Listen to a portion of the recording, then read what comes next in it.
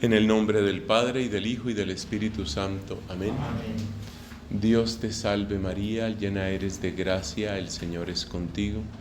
Bendita tú eres entre todas las mujeres, bendito es el fruto de tu vientre, Jesús. Santa María, Madre de Dios, ruega por nosotros pecadores, ahora y en la hora de nuestra muerte. Amén.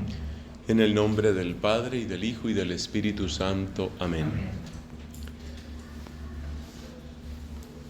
La vez pasada comentábamos sobre esa especie de capa que está entre el ser humano y la realidad. Nosotros no nos enfrentamos inmediatamente a la realidad, sino que tenemos una mediación cultural. La mediación cultural es la que permite que nosotros situemos los objetos no simplemente como estímulos, sino como parte de un mundo. Esto es realmente muy interesante. No son estímulos, sino que son parte de un mundo. Cuando nosotros nos preguntamos qué es algo, no nos interesa saber únicamente ni principalmente cómo nos estimula, por ejemplo, el oído o la vista, sino qué significa. Es decir, la pregunta típicamente humana siempre se dirige hacia el significado, hacia el sentido. Le doy un ejemplo. Suponga usted que están ya en casa, el papá, la mamá, los hijos, y de repente se oye un ruido. Un ruido que puede ser, por ejemplo, como un rumor, como algo que se quiebra o cualquier otra cosa. Y alguien pregunta, ¿qué fue eso? Evidentemente la respuesta que está esperando no es, fue un ruido.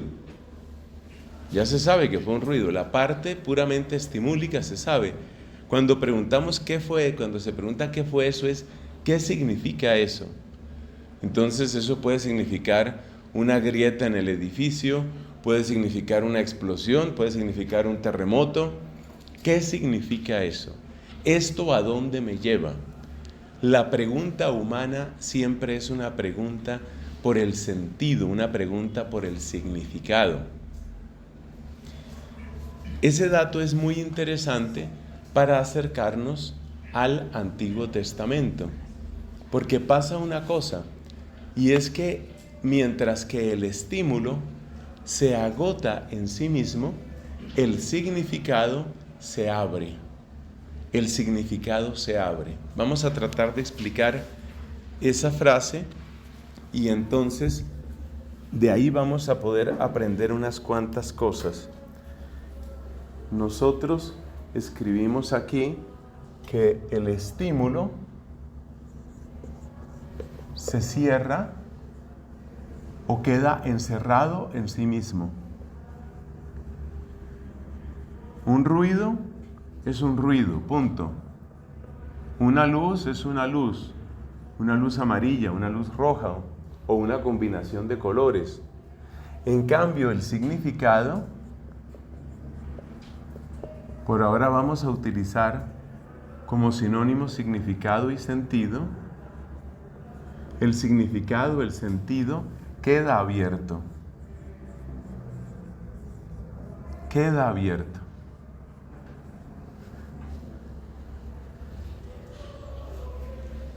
¿Por qué?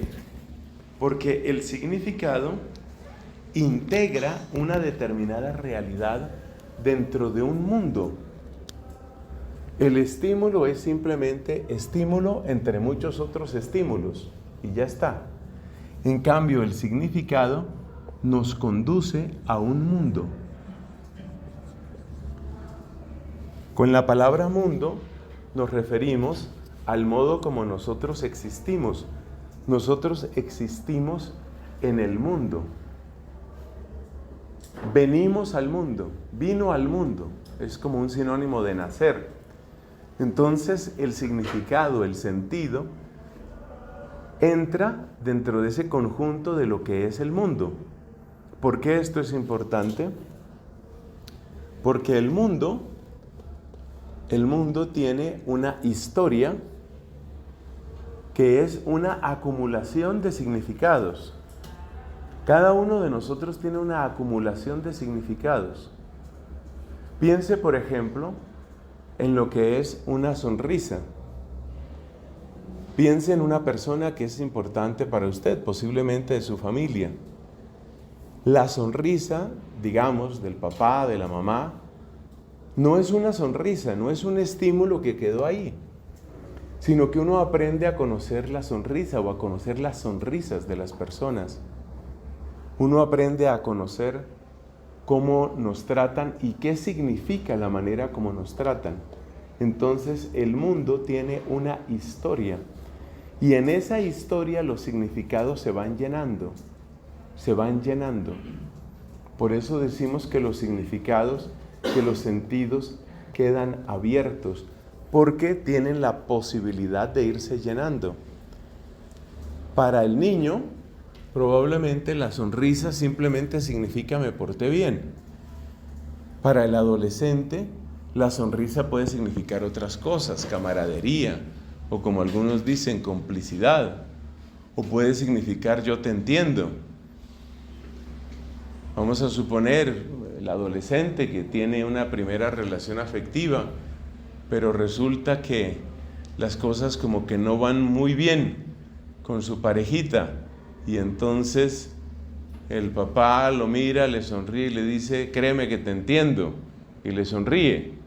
Esa sonrisa es el mismo papá, es el papá sonriendo, pero esa sonrisa conecta con una historia de sonrisas. Hay una historia, la palabra historia es muy importante. Los estímulos en general no tienen historia. El solo estímulo no tiene historia. Entonces, por ejemplo, el león que caza, pues él se guía por el olfato, por la vista, y la cebra que cazó hace 4 años y la cebra que caza ahora, pues cebra es cebra y se acabó a comer. Ya estuvo. Ese es todo el criterio que tiene el león. La abeja no tiene historia. La abeja reconoce un determinado estímulo, por ejemplo el néctar de una flor, y el néctar de esa flor, este es el que, pues no sé cómo lo manejarán ellas, ¿no? Este es el que me gusta o el que me alimenta y ya está. Me alimentó al principio de mi vida, a la mitad de mi vida, al final de mi vida y ya está. Los estímulos como tales no tienen historia. El sentido que le damos a los estímulos o que descubrimos en los estímulos, ese sí tiene historia. Donde esto se nota más es en las relaciones interpersonales. Piense lo que significa un abrazo. Piense lo que significa un beso. Uno piensa, por ejemplo, en esas parejas que tienen todo un recorrido, que tienen todo un camino, muchos años, desde novios y esposos y envejecieron. Esa historia de besos es una historia de significados. Seguramente los primeros besos tenían unas características, los otros tienen otras características, pero la historia del beso o la historia de los besos que se han dado tiene una serie de significados que no se anulan, sino que se van sumando, se van acumulando. Entonces hay una palabra que tenemos que agregar aquí, que es la palabra historia. Mire cómo esto va conectando con la Biblia. El mundo tiene una historia. Esto vale para todo lo humano, ¿no? Vale para todo lo humano. Lo humano siempre tiene una historia. Cuando nosotros, me refiero a los dominicos, cuando iniciamos nuestro noviciado recibimos el hábito. Ese es el momento en el que nos dan el hábito. Ese día uno recibe muchos abrazos, pero hay una historia de abrazos también. Entonces está el abrazo del noviciado, el abrazo de la profesión solemne, la ordenación sacerdotal, en el caso de muchos de nosotros, los aniversarios. Entonces hay una historia de abrazos. y los abrazos que uno recibe después se suman a los abrazos que recibió antes. Eso es lo maravilloso de estar vivo, que es como una construcción permanente de significado, una construcción permanente de sentido. Bueno, con estas observaciones nos damos cuenta que mientras que los estímulos se agotan, se quedan como cerrados en sí mismos, los sentidos o significados que les damos a los estímulos quedan abiertos a enriquecerse, se van llenando de contenido.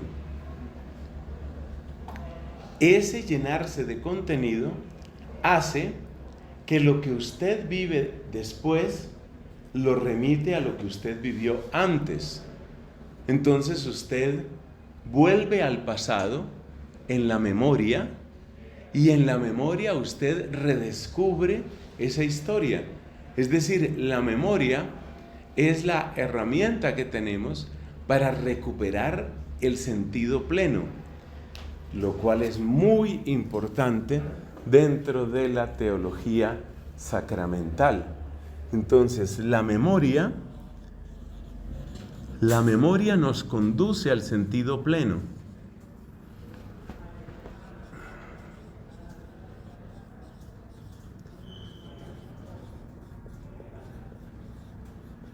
Volviendo a la pareja que lleva no sé cuántos años de casados, esa pareja tiene su historia de abrazos, de sonrisas, de peleas, de momentos tensos, su historia de besos. Entonces la memoria le permite recoger todo eso. Solo la memoria me permite acercarme a todo lo que tú eres, porque tú no eres lo que yo percibo en este momento. Lo que yo percibo en este momento es un estímulo. Entonces yo puedo verte, puedo escucharte, pero lo que yo percibo, ese no eres tú. Lo que tú eres tiene toda una historia. Por eso también sentimos que la única manera de conocer a las personas es compartir tiempo con ellas. Ahí entra también otro elemento, que es el elemento de la palabra. Cuando una persona nos cuenta de su vida, nos cuenta, por ejemplo, qué personas fueron significativas, se acuerda, qué sé yo. Por ejemplo, yo recuerdo siempre a mi madrina de bautismo, que murió cuando yo tenía unos 15 años. Eso fue hace bastante tiempo, yo la recuerdo mucho. Entonces hay personas que son muy importantes para mí. A medida que te voy contando de la gente que fue importante para mí, te ayudo a que entres en mis memorias. Entonces tú entras en mis memorias, y a medida que entras en el mundo de mis memorias, entonces tú sientes, ahora lo conozco más, ahora sé un poco más de cómo es esa persona. La memoria nos lleva al sentido pleno. La memoria nos permite acceder a una realidad más rica. La realidad no es únicamente el ya. La memoria nos permite acceder a la realidad de lo que fue y al sentido que se fue acumulando en todo eso. Es un poco lo que decíamos también con los objetos que uno tiene, ¿no? Me acuerdo que les contaba de las copas esas que tenemos allá en la casa.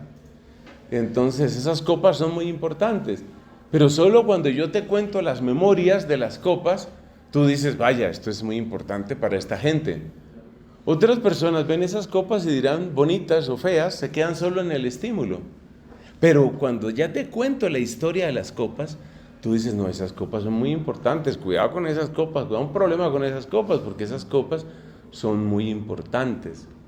Entonces, ahí nos damos cuenta de la historia. ¿Cuáles son las palabras claves dentro de este desarrollo que hemos hecho? Hemos hecho el contraste entre el estímulo y el significado. El estímulo se queda en el presente. El presente. El significado atraviesa una historia. El estímulo queda encerrado en sí mismo. El significado queda abierto. Nosotros no vivimos en un mundo de estímulos, simplemente vivimos en un mundo de significados. Esto tiene unas implicaciones antropológicas tan profundas y tan bellas. Por ejemplo, aquí aparece el drama del migrante. El drama del migrante es este, que una gran parte de sus significados se pierden. Lo que era tan importante, lo que era tan significativo para mí, se perdió. Entonces la persona sufre un desarraigo. El desarraigo es la desconexión con el mundo de mis significados. En mi mundo era muy importante algo, pero eso se perdió, eso desapareció. Muy particularmente esto es traumático cuando se trata de un desplazamiento forzoso, como lamentablemente han vivido muchas personas. Tener que abandonar, la gente dice eso, tener que abandonar su mundo. Tuve que dejar mi mundo. Y por eso hay una serie de palabras que se suelen utilizar para describir ese desarraigo. Palabras como, por ejemplo, nostalgia. Se utiliza a veces la palabra morriña, la palabra saudade, son palabras del portugués que indican como una especie de tristeza inexpresable. Esto lo vive a veces el extranjero, pues algunos aquí hemos tenido que vivir como extranjeros, y uno lo vive. Hay días en que uno se siente como un poco bajo de nota, y los demás pueden sentirse extrañados, porque dicen, bueno, pero ¿qué le pasa? O sea, no está enfermo, o sea, todo está bien, se le trata bien. En el fondo la persona está tratando, a veces en vano, de conectar con su mundo, de conectar con su historia, de recuperar lo que tiene significado, lo que tiene sentido para esa persona. Y ahí viene la importancia de la memoria, pero la memoria se articula a través de palabras. Ese es el último término que tenemos ahí. Entonces, mire, estímulo, significado, mundo, historia, memoria, palabra. La palabra es absolutamente clave, porque la palabra es la que no crea, tal vez no es la que crea directamente el significado, pero la palabra sí es la que transmite el significado. En un momento de enfermedad, de tristeza, cuando yo era niño, mi abuelita me da un abrazo. Eso es lo que crea el significado. El acontecimiento crea el significado, pero ese significado se imprime en mí a través de la palabra.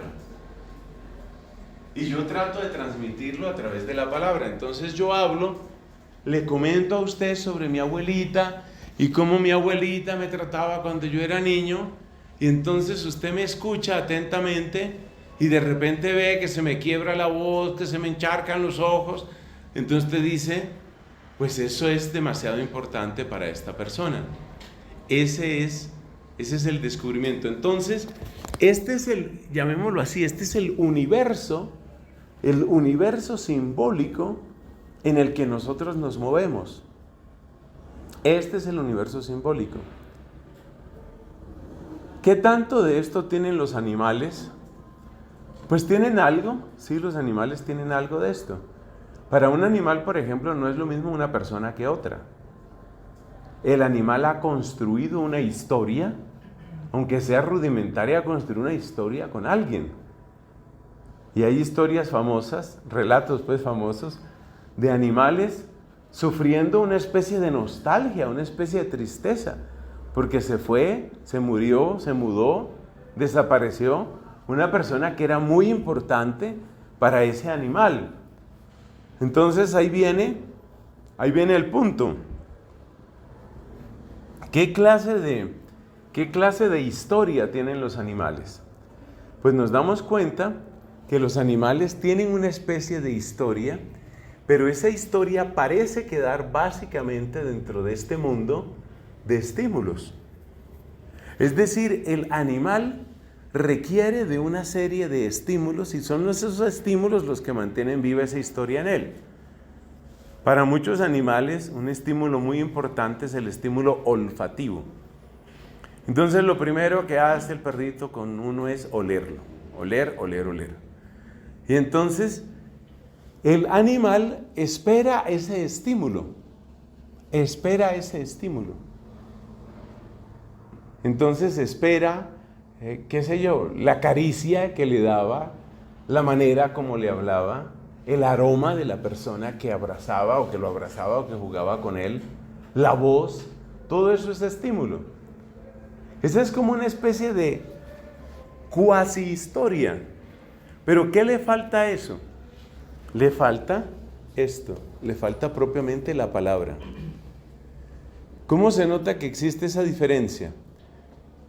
Si tú eres una persona importante para mí y yo tengo una noticia sobre ti solo en palabras, eso puede llegar a impactarme mucho. Claro, a mí me gustaría mucho encontrarme contigo, verte. Pero como eso no se puede, si yo recibo, por ejemplo, una carta o un correo electrónico o un WhatsApp o lo que sea, yo recibo un mensaje tuyo y en ese mensaje tú me dices, por ejemplo, recuerdo los momentos que compartimos en el Aquinate. Yo no te estoy viendo, ni oliendo, ni escuchando, pero el solo hecho de saber de ti ya trae una evocación. Entonces, la gran diferencia entre la historia que tienen los animales y la historia que tenemos nosotros es que la historia de ellos se queda en términos de estímulos. Hay un caso macabro, escalofriante, que es el que se da con los gatos. Se han presentado algunas historias, o sea, relatos, que son macabros. Prepárense para escuchar una cosa fea, repugnante. Resulta que había una señora que le gustaban mucho los gatos, tenía muchos gaticos. Esta señora vivía prácticamente aislada, casi no tenía contacto con seres humanos, a duras penas salía a hacer el mercado, vivía para sus gatos, la señora se murió. Se muere la señora, los gatos quedan encerrados, pues la señora se convierte en cadáver y los gatos empiezan a comerse el cadáver. ¿Qué ha pasado ahí? Esa historia es macabra, es horrible, a mí me da repulsión contarla. ¿Pero por qué le estoy contando la historia? Porque ahí se da cuenta usted que la historia del gato dependía únicamente del estímulo. Es decir, si la señora ya no se ve como se veía, no habla, obviamente, es un cadáver, y además empieza a corromperse, a pudrirse, pues entonces, pues esta ya no es la señora y aquí hay hambre, pues a comer la señora. Y se comen la señora. Los seres humanos no hacemos eso, los seres humanos respetamos los cadáveres. El respeto por los cadáveres está indicando que nosotros no funcionamos únicamente como estímulo. No es el estímulo, sino que nosotros, aunque se esté deshaciendo y corrompiendo ese cadáver y empiece a oler feo, ese es el cadáver de mi madre o de mi amigo o de mi amiga, y no, yo no voy a tratar ese cadáver de cualquier manera. Se le trata con respeto porque hay una historia, porque hay unas memorias, porque hay unas palabras. Ahí queda demostrado que los animales no tienen propiamente historia. Los animales tienen una cuasi historia. ¿Por qué la llamamos cuasi historia? Porque los animales se quedan en este nivel, evidentemente, del estímulo. Y el ejemplo de lo de los gatos es un ejemplo bastante impresionante. Bueno, esto es casi como un complemento de lo que veíamos la vez pasada en la parte antropológica. Pero tiene mucho que ver con la Biblia. Porque en la Biblia se dan dinámicas de crecimiento de significado, crecimiento de sentido. Es decir, en la Biblia se cumple esto, que hay un significado y que ese significado queda abierto y se va llenando. El significado se va llenando. Los libros de la Biblia no están dispuestos en un orden cronológico perfecto. Eso no es así. Porque usted se da cuenta, por ejemplo, analicemos la historia hasta el destierro. ¿Cuál sería más o menos un orden cronológico hasta el destierro? El destierro de Babilonia, obviamente. ¿Cuál sería el orden? Obviamente habría que empezar con el Pentateuco, Génesis, Éxodo, Levítico, Números, Deuteronomio. eso va más o menos así seguido. Luego usted encuentra Josué y Jueces, pero resulta que Josué y Jueces se refieren a acontecimientos que son prácticamente cronológicos en muchas cosas, porque ambos se refieren a la llegada y la toma de posesión de la tierra de Canaán. Hay una especie de traslape entre esos dos, no son completamente cronológicos. Bueno, pero más o menos se puede decir que va primero Josué y luego Jueces. En todo caso, los jueces fueron después de Josué, pero lo que se describe en el libro de Josué es lo mismo que se describe de un modo quizás más cercano a la historia en el libro de los jueces. Después tienes primero Samuel, segundo Samuel, primero Reyes, segundo Reyes. El segundo libro de los Reyes termina precisamente con la caída de Jerusalén y por lo tanto con la ida al destierro. Pero ahí tienes un problema, y es que los libros de Primera Crónicas y Segunda Crónicas también cuentan muchas cosas que están en Primero Reyes y Segundo Reyes. O sea que el orden cronológico no es perfecto. Si luego te vas, por ejemplo, a otros libros, los libros de los profetas, pues los libros de los profetas se insertan dentro de esa historia de los reyes. Entonces, por ejemplo, el primer libro de los reyes ya nos habla de un profeta, nos habla del profeta Elías, pero si tú examinas entonces la historia de Amós, por ejemplo, que fue un profeta que nació en el reino del sur, pero que predicó en el reino del norte, la historia de Amós, pues evidentemente habría que insertarla por allá en Primero Crónicas o en Primero Reyes o algo así. Bueno, todo esto es para decir que los libros de la Biblia no tienen un orden completamente cronológico. Pero más o menos se sigue ese orden, más o menos. Luego pues te vas a encontrar la situación posterior al exilio y vas a tener libros como Nehemías y Esdras dentro de los históricos, o Esdras y Nehemías, y te vas a encontrar con libros proféticos como por ejemplo Zacarías o Malaquías. Y luego tienes una cantidad de libros, seguimos en el Antiguo Testamento, una cantidad de libros que tampoco tienen una ubicación cronológica específica. Por ejemplo, el libro de los Proverbios. Precisamente los Proverbios tratan de ser una especie de manual de vida que se aplique a muy distintas etapas de la historia humana o de la cronología de cada uno de nosotros. En todo caso, lo que sí es cierto es que en la Biblia hay una historia. Muchos de ustedes ya están perfectamente familiarizados con la expresión historia de salvación. Es una historia, la Biblia es una historia de salvación. Es muy fácil resumir la Biblia diciendo, la Biblia tiene dos partes. ¿Cuáles son esas dos partes? La primera parte es Génesis capítulos 1 y 2. Y la segunda parte es de Génesis capítulo 3 hasta Apocalipsis 21. ¿Cómo así? Pues la primera parte, la del Génesis 1 y 2 nos cuenta el plan original de Dios. Génesis 3 nos cuenta la entrada del pecado. Y de ahí en adelante toda la Biblia, toda la Biblia, es la historia de cómo Dios, por amor, nos rescata del pecado. ¿Y en cómo termina la Biblia en Apocalipsis 21? Pues que Dios finalmente se sale con la suya, salva a su criatura, salva a su creación. Entonces se puede decir que la Biblia tiene dos partes obviamente muy desiguales en su extensión. La primera parte es Génesis 1 y 2, que es el plan original de Dios. La segunda parte es desde Génesis 3 hasta Apocalipsis 21. Bueno, dentro de esa historia de salvación de la Biblia, se da este proceso de llenarse de sentido, de llenarse de significado. ¿En dónde se nota eso? ¿Dónde se ve que se llena de significado?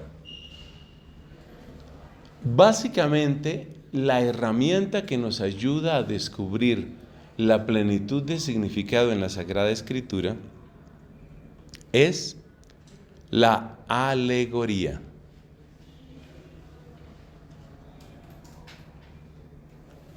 La alegoría. La alegoría es como una especie de trascendencia en el significado. Es decir, muchas veces una realidad que se describió en el Antiguo Testamento, luego aparece en el Nuevo Testamento, pero con una plenitud, porque como el símbolo queda abierto, se puede llenar. El ejemplo más importante de toda la Biblia es el Cordero. En el Antiguo Testamento se nos habla del Cordero, el Cordero Pascual. Cuando Juan el Bautista ve a Cristo, dice: este es el Cordero de Dios, que quita el pecado del mundo. El Cordero del Éxodo era un Cordero físico real, pero el Cordero del Antiguo Testamento, que era un Cordero físico y real, cuando digo físico y real, usted se ubica inmediatamente en esta palabra, la palabra estímulo. Era un Cordero físico y real, el Cordero del Antiguo Testamento. Pero ese Cordero físico y real también tenía un significado. Es lo mismo que el abrazo del que hablábamos antes. El abrazo es un abrazo físico y real. Por eso uno se siente así como un poco desalentado cuando en todas estas reuniones virtuales la gente decía abrazos. Pero a mí que me abracen, a mí que no me vengan aquí a decir nada más abrazos. Entonces el abrazo es un abrazo físico y real. El cordero es un cordero físico y real, que hay que asarlo. Se come, ñam, ñam, ñam, ñam, se come. Sabe, tiene sabor, tiene olor, llena la barriguita. Es un cordero físico. Pero ese estímulo tiene también un significado. Observe esta maravillosa pareja entre estímulo y significado. El significado no puede existir sin el estímulo. Pero cuando ya ha sucedido el estímulo, el significado adquiere como una vida propia. Bueno, entonces, el significado del cordero va más allá del aroma de cordero asado, del sabor, ñam, ñam, ñam, más allá del sabor de carne asada, va más allá. Entonces, cuando Juan el Bautista dice: este es el cordero que quita el pecado, ¿qué está haciendo? Está tomando la realidad del Antiguo Testamento y la está llenando de un nuevo significado. El cordero que empezó siendo estímulo adquiere un significado y ese significado trasciende. Esa trascendencia llega hasta el Nuevo Testamento. ¿Se detiene en el Nuevo Testamento? No. Cristo dice: esto es mi cuerpo, tomad y comed, esto es mi cuerpo. Entonces nosotros comemos el cordero, pero ya no comemos carne asada, ya no comemos un asado, comemos otro cordero, pero un cordero que conecta con el cordero de la Pascua antigua. Comemos otro cordero. Es un cordero distinto el que nosotros comemos. Fíjese eso. Y ahí termina. No. Entonces, mire, tenemos el Antiguo Testamento, tenemos el Nuevo Testamento, como Cristo mandó: hagan esto en memoria mía. Pues entonces nosotros comemos el cordero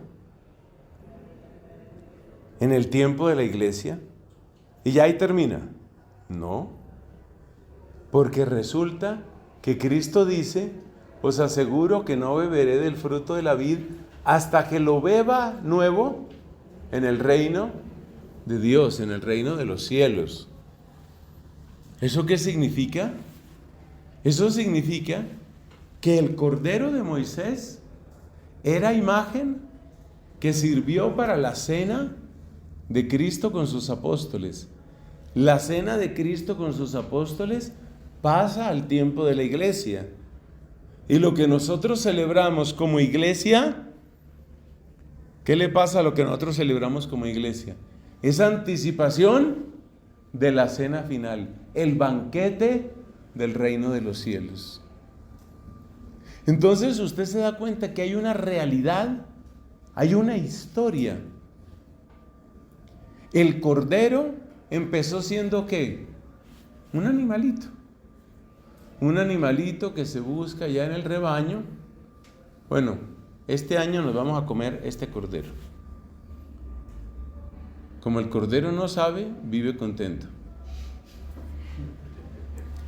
Luego lo degüellan, se derrama toda la sangre, se cocina. ¿Cuál se cocina? Se asa. Se asa el cordero, se come el cordero. Ahí empieza. Luego, ese era el cordero de nuestros rebaños. Luego, el cordero de Dios. Luego, la Eucaristía. Luego, el banquete del reino celestial. Ese es, eso que estamos hablando, esa es la dinámica sacramental. Fíjate lo que nosotros escribimos aquí. La memoria conduce al sentido pleno a través de la palabra. ¿Dónde se nota esto? En la misa. ¿Por qué hablo de la misa? Pues porque estamos tomando el ejemplo del cordero. En la misa hay una parte que se llama el prefacio. En verdad es justo y necesario darte gracias siempre y en todo lugar, Señor Padre nuestro, Dios todopoderoso y eterno, por Cristo Señor nuestro. Porque Él, con amor incomparable, y ahí se describe algo. Cada prefacio es un pedacito de memoria. Es palabra que tiene un pedacito de memoria para que tú conectes con una historia y llegues a un sentido pleno. Ese es el prefacio hace eso. Por eso en los sacramentos siempre hay una proclamación de la palabra. Hay que proclamar la palabra. ¿Por qué? Porque la palabra es la que me hace conectar con una historia para descubrir un significado que se vuelve cada vez más pleno. La palabra me va llevando a que yo descubra ese sentido pleno. El éxodo sucedió probablemente hacia el año 1200, tal vez 1250 antes de Cristo. Quiere decir que han pasado mucho más de 3000 años. Entonces este es un símbolo, el símbolo del Cordero, es un símbolo que lleva 3000 años creciendo. 3000 años creciendo. Y ahora usted puede darse cuenta de un dato muy interesante, una palabra que no hemos puesto aquí, y es que el mundo, la historia, la memoria y la palabra nos hablan de... ¿Nos hablan de qué? De comunidad. Entonces, ¿qué significa ser cristiano? Significa que yo entro en una historia compartida, una historia de crecimiento de los símbolos. El símbolo puede crecer solamente dentro de mí. Hay símbolos que son casi, llamaríamos, unipersonales, pero la mayor parte de los símbolos son símbolos comunitarios. ¿Cómo es un símbolo unipersonal? Ahí me acuerdo yo de un compañero de colegio que estaba demasiado enamorado, yo creo que eso era patológico, demasiado enamorado Y entonces él conservaba en su billetera, conservaba la envoltura de la primera chocolatina que le había regalado su novia. Entonces eso era doblado, y estaba en su primer papelito. Entonces para mí, que era muy amigo de él, para mí era tipo guardando basura, ¿no? Pero para él su papelito, pues que le regaló, no sé qué. Y sí se volvió basura, porque luego rompieron, entonces sale el papelito. Ahora sí se volvió basura. Toda ruptura trae, como dice una amiga mía, devolución de peluches. Y fíjese qué es eso, cuando se daña una relación, se acaba el significado o se destruye el significado, se desmorona el significado y lo único que queda es el estímulo. Un papel viejo y arrugado, eso fue lo que quedó. Tremendo, ¿ah? Entonces, esto era para decir que hay símbolos que son unipersonales. Porque el hombre es un creador de sentido, es un creador de símbolos. Somos creadores. Nosotros creamos símbolo. Es impresionante.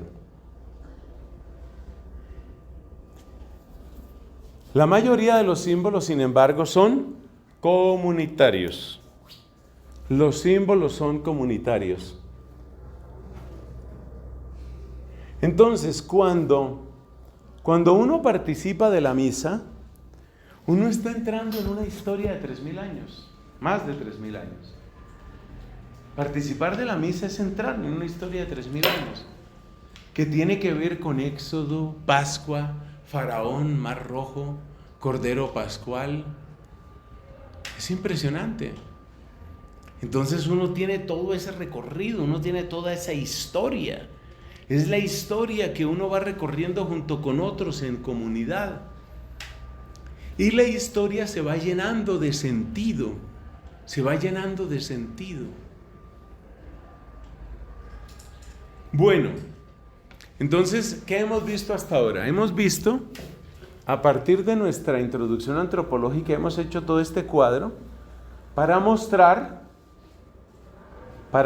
cómo se va conduciendo la comunidad hacia un sentido pleno.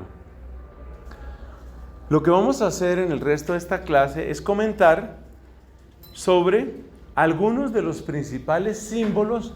Los vamos a llamar símbolos cuasi sacramentales, o los podríamos llamar sacramentales.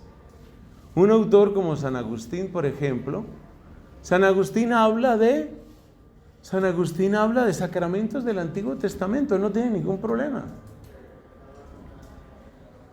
En la primera carta de Pedro, ahora no sé si es la primera o la segunda, me disculpan, se habla del arca de Noé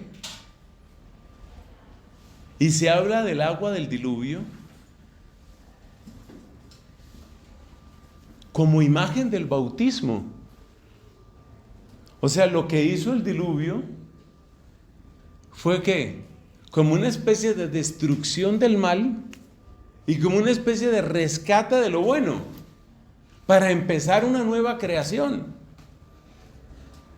Entonces, usted puede tomar el diluvio y verlo como una especie, tal vez es la primera, estás buscando, ¿cierto? Me parece que estoy más convencido de que es la primera. Entonces, Pedro en su carta describe el bautismo como en comparación con el diluvio. O sea, lo mismo que yo he dicho del Cordero. Yo miro lo que pasó en el diluvio y digo, hombre, tiene su parecido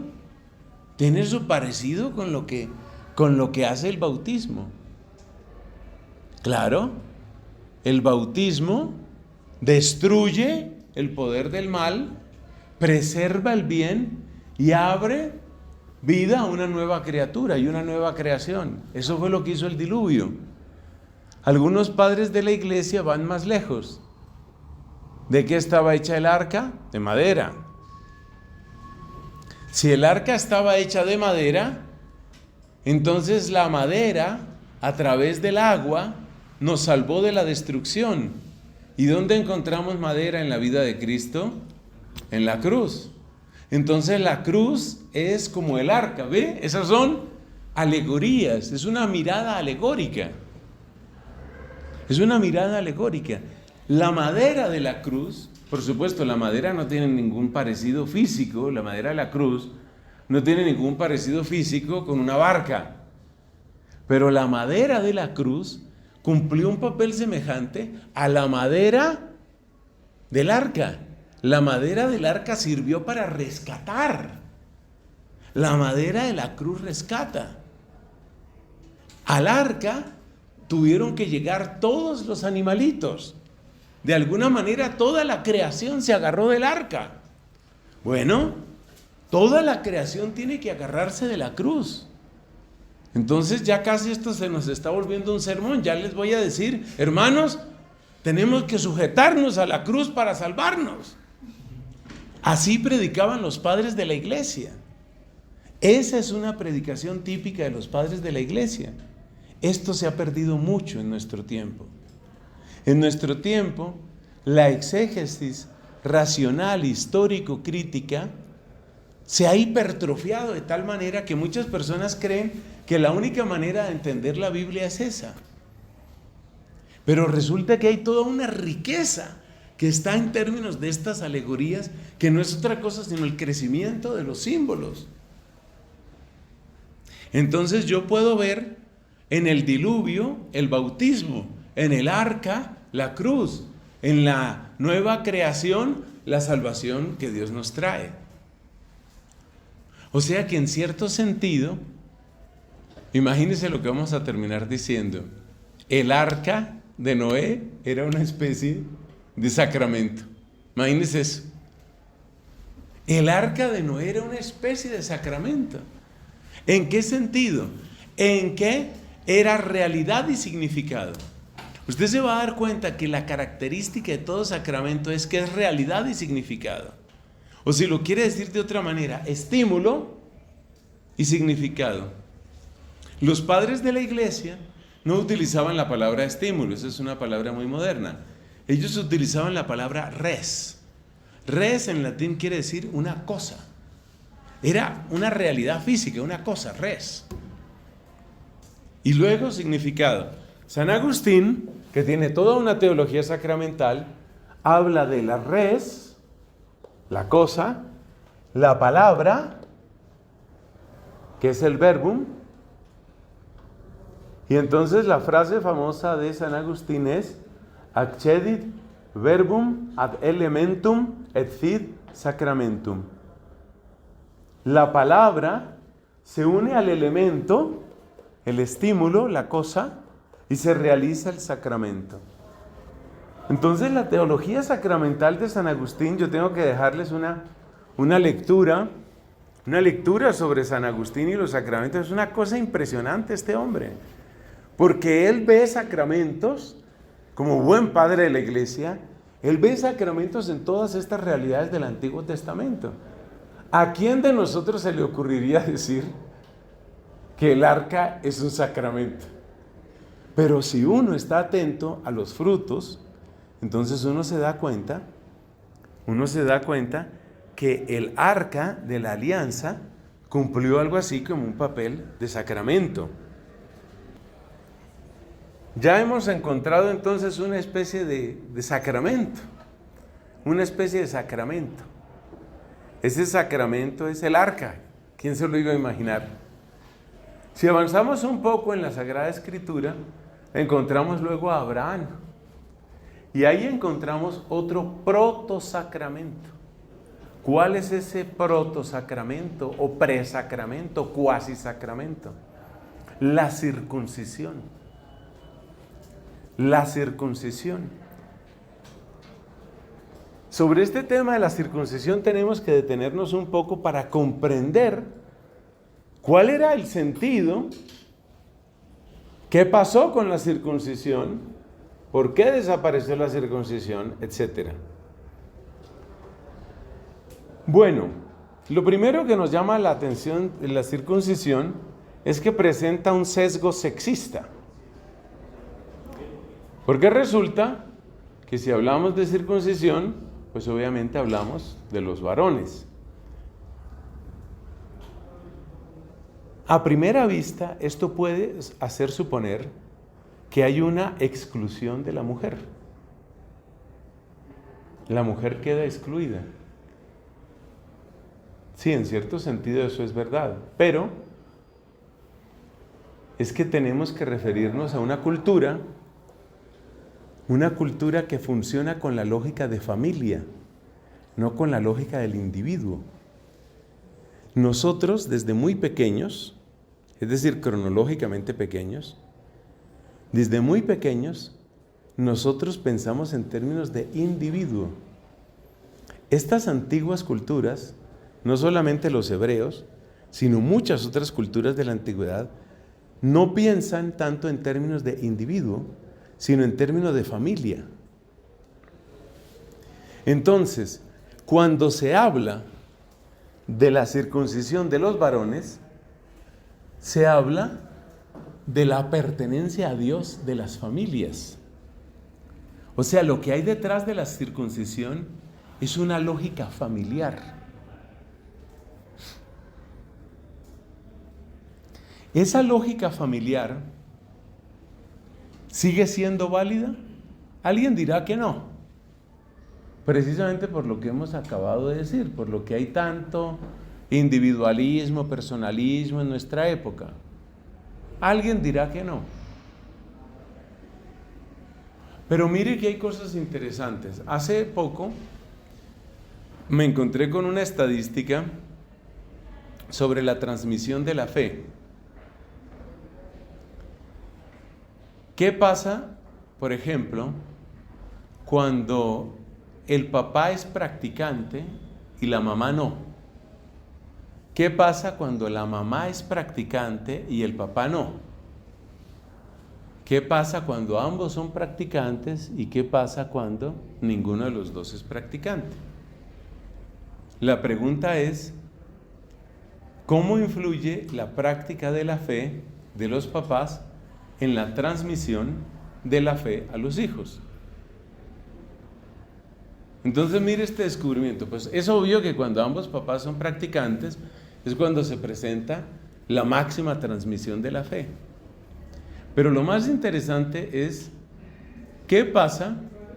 Este estudio lo hicieron en Estados Unidos. ¿Qué pasa cuando la mamá es practicante y el papá no? ¿O qué pasa cuando el papá es practicante y la mamá no? Bueno, porque es evidente que si ninguno de los dos es practicante, pues los hijos difícilmente tendrán alguna fe. O sea que hay dos casos muy fáciles, cuando ambos son practicantes o cuando ninguno de los dos es practicante. Pero los casos más interesantes son cuando él es y ella no, o cuando él no es y ella sí. Uno podría pensar que por la influencia que tiene la mamá en tantas cosas, si la mamá es practicante y el papá no, la fe pasa a los hijos. La estadística muestra exactamente lo contrario. Nada es más eficaz para la transmisión de la fe que un papá practicante. Independientemente de si los hijos son varones o mujeres.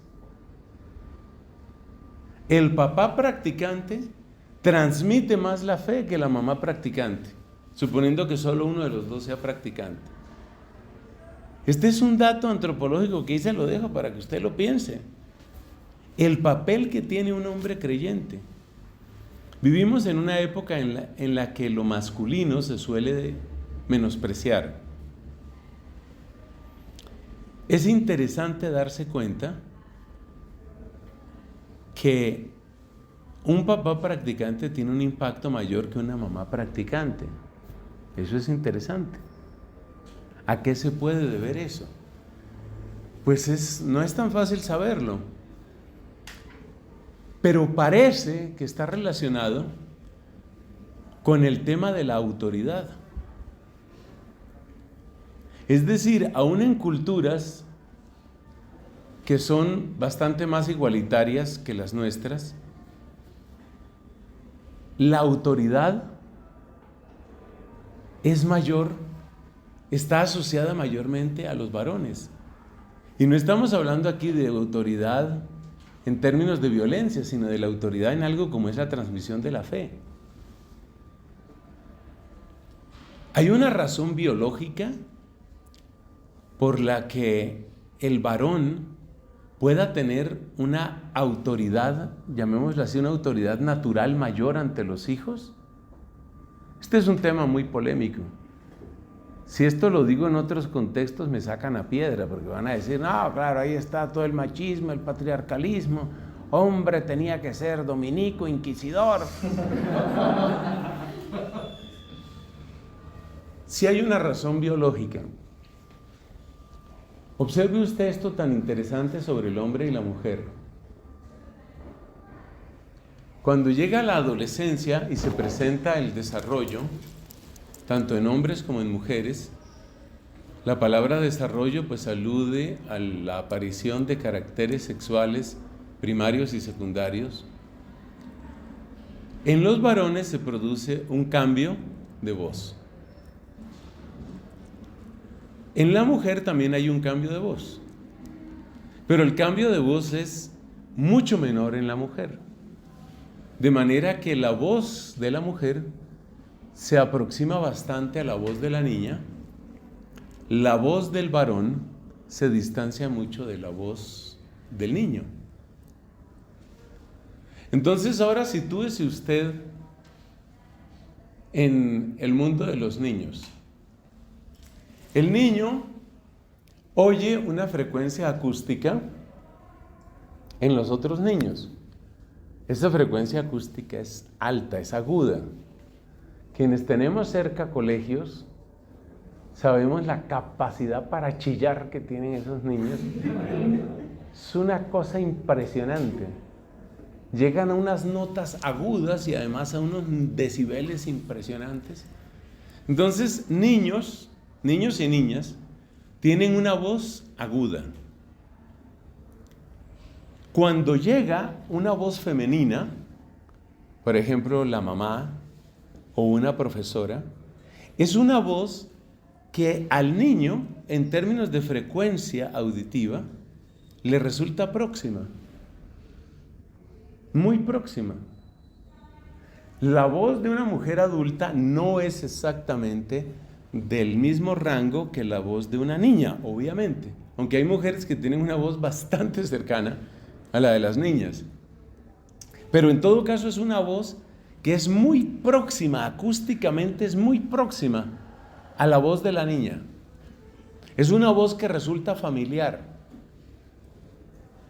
Esto explica muchas cosas. Por ejemplo, explica por qué en los primeros años de educación suelen tener mucho mayor éxito las mujeres.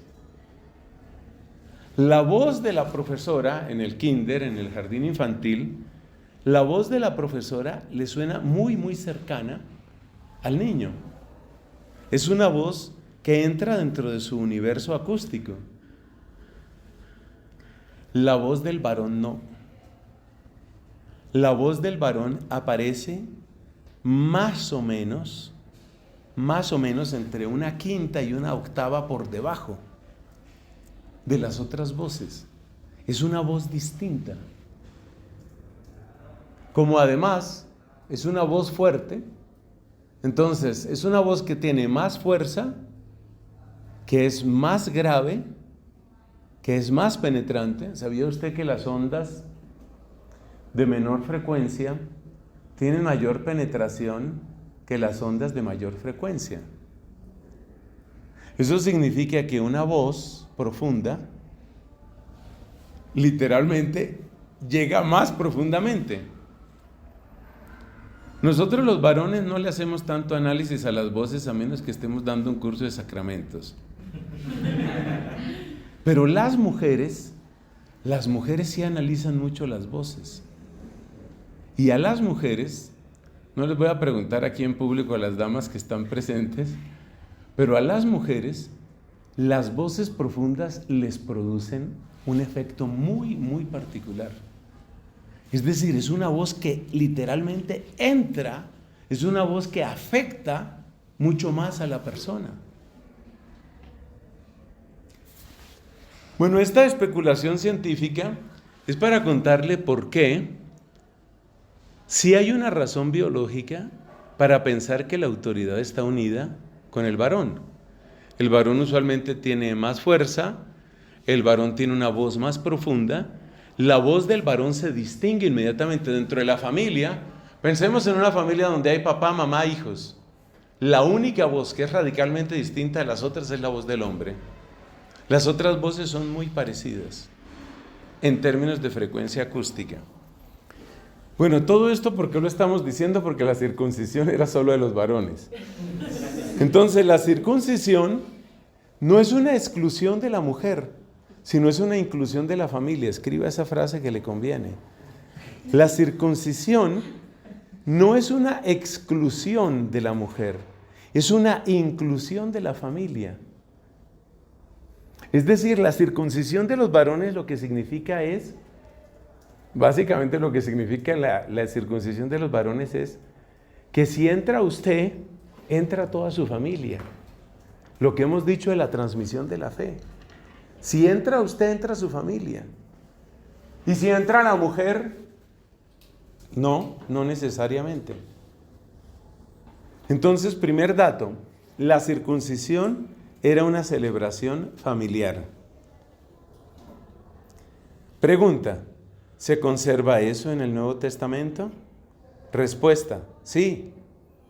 Si usted mira Hechos de los Apóstoles 16, donde se dan los primeros bautismos en la ciudad de Filipos, usted se da cuenta que allí se dice que el carcelero, porque estaban encarcelados, ¿no? Pablo y Silvano o Silas, estaban encarcelados. Y entonces sucedió ese terremoto, se rompieron las cadenas, el carcelero se iba a suicidar, y entonces Pablo le dice, no te hagas daño, le grita a Pablo, no te hagas daño, estamos todos aquí. El carcelero toma una linterna, entra y se echa a los pies de Pablo. Y le pregunta, señores, ¿qué tengo que hacer? ¿Qué tengo que hacer? Y Pablo le dice, cree en el Señor Jesús y te salvarás tú y tu familia. El plan de Dios siempre es familia. Te salvarás tú y tu familia. Tú y tu familia se van a salvar. Yo creo que tú tienes el pasaje ahí, Franco. Entonces, lee más adelante en qué versículo se cuenta que entonces el carcelero aceptó al Señor Jesús, ¿cierto? Sí. Se los llevó para la casa. ¿Y qué dice ahí? En aquellas horas de la noche el carcelero les lavó las heridas y seguidamente se bautizó él con todos los suyos. Él con todos los suyos. La fe es familia. La fe es familiar. El plan de Dios es familia. Vivimos en una época demasiado individualista. El plan de Dios es familia. Y la circuncisión nos recuerda que el plan de Dios es familia. El plan de Dios es familia. Otro elemento. La circuncisión es una mutilación ritual.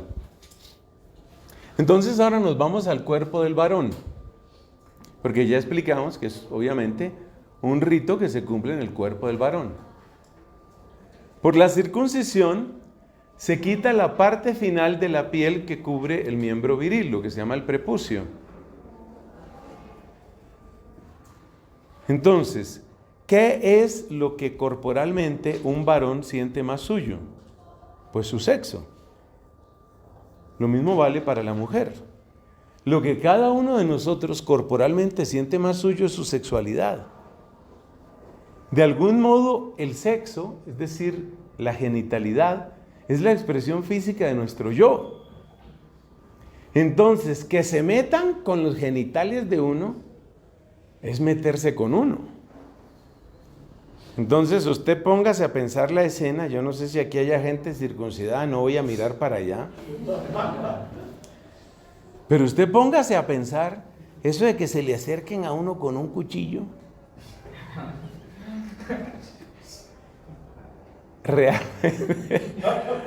Realmente es un sacrificio del yo. Circuncisión, sacrificio del yo. Claro, es el sacrificio ritual del yo. El yo del varón, físicamente hablando, se sitúa básicamente en su órgano genital, como le pasa también a la mujer. Entonces la mujer no se deja ver, y eso está muy bien, y así tiene que ser. No se deja ver, no se deja tocar, no se deja acariciar de nadie. Y de ahí la extremada violencia que tiene una violación. La extremada violencia. Entonces, la circuncisión es el sacrificio del yo. Pero además es el sacrificio del placer. Y además es el sacrificio de la fecundidad. Entonces el yo, el placer y la fecundidad quedan marcados para siempre. Por supuesto, estas cosas a veces suenan como un poco, no sé, raras, ¿no? Por supuesto que esa piel no va a crecer. Como esa piel no va a crecer, es una señal permanente. Entonces mire todos los elementos que tiene la circuncisión. Es una señal permanente, pero es una señal que hago en obediencia a Dios.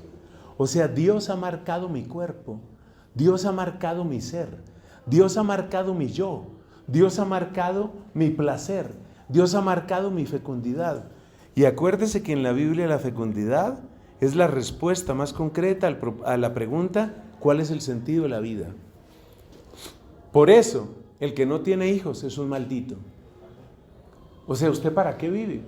Si usted no se puede prolongar, ¿usted para qué vive? Entonces, entregar la fecundidad, ¿qué es entregar la fecundidad? Entregar la fecundidad es entregar el sentido de mi vida. ¿En dónde están los deleites más grandes? Pues en el sexo. Entregar mi sexo a Dios, ¿qué es?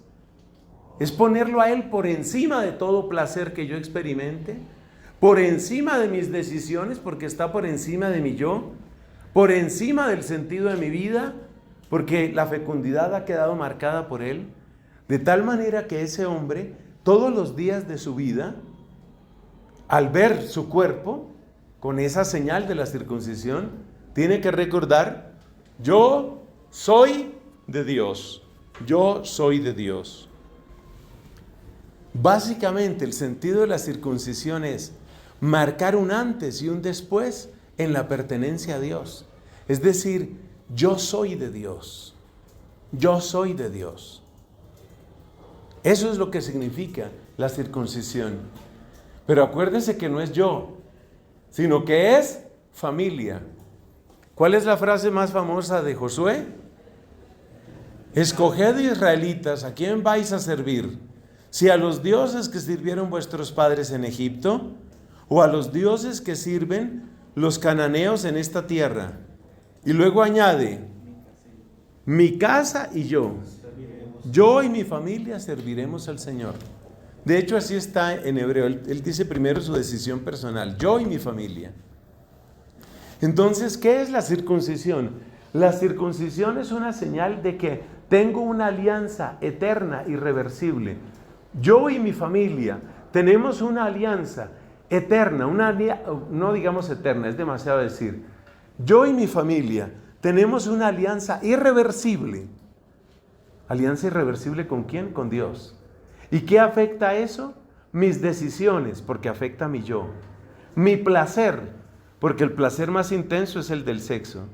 Y el sentido de mi vida, porque la fecundidad queda también marcada. He quedado marcado para siempre, para siempre.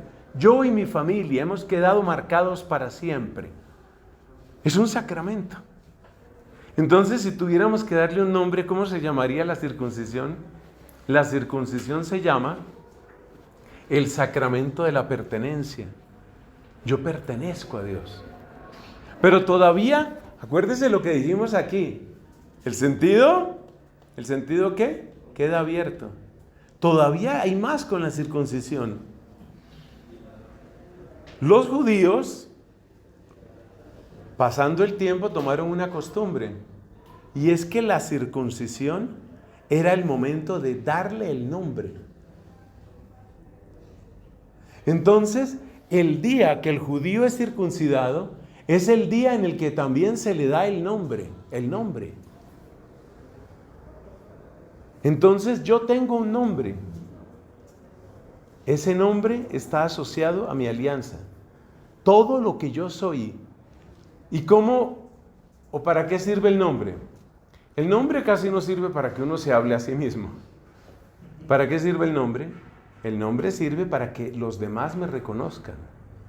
Entonces la circuncisión que ha quedado asociada a mi nombre, esa circuncisión está indicando que yo, ante la comunidad, soy de Dios.